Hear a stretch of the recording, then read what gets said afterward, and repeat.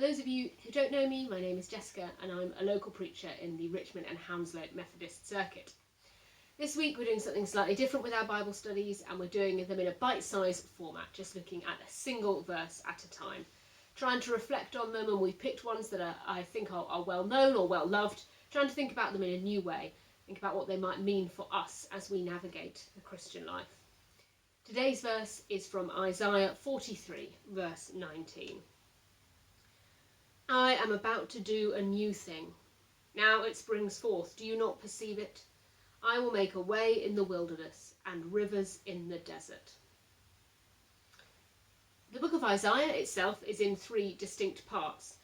The first part is written pre-exile in a time of significant political turmoil, and it focuses both on God's impending judgment but also on enduring hope. The second, where we find this verse, is written a little bit later, after the people of Judah have gone into exile in the exilic period, talking about the coming deliverance of God's people and dreams of a new community.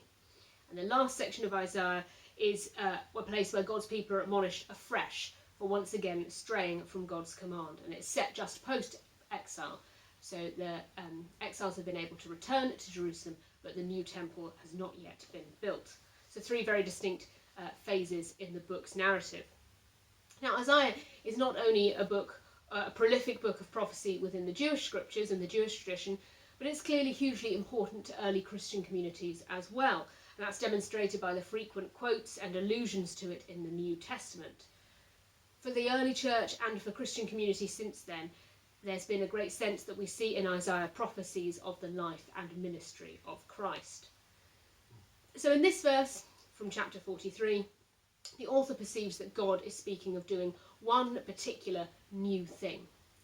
Now, the obvious interpretation of what that thing is would be that Isaiah is talking about the end of the exile. He is seeing the end of this time of trial and of tribulation, and that there will be a new community of God's people, one that is focused on justice and righteousness. And those are the author's main concerns. When the author of the first part of Isaiah talks about God's judgment, it is usually about the fact that God's people have not been just, have not been righteous. Now, in a Christian reading, we might understand the new thing to be Jesus, or the coming Messiah, a foreshadowing of that. But what's important, and I think this is a bit of a recurring theme this week, is that this verse is about God's work with the people of God, and an incident in the history of God's work with the people of God. It's not, as we so often use it, about us as individuals when we start a new job or a new relationship, or about our churches starting new men's breakfasts or a new preaching series. There's nothing wrong with this verse reminding us as individuals that we are called to step into this new thing that God has done, this new way of being that Isaiah is talking about. Whether we understand that as the new thing being the new community, being people of justice and mercy, or that new thing being the life and ministry of Christ and stepping into that as well. We often hear this verse quoted when an individual is trying something brave and different, but that might not really be completely fair to the original context.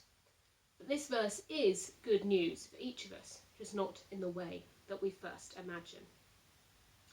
So that's a very short invitation to reflect on that verse today, and to think about how much we have seized this new thing in our lives, this new way of being as given to us by God. Are we living as people of justice and righteousness, as people of Christ's ministry? Let's pray together. God of justice and righteousness, help us to be people of your way, living in a way that honours you and your new way of being. Amen. Thanks for watching today. Do subscribe to the channel, and we hope to see you again tomorrow. God bless.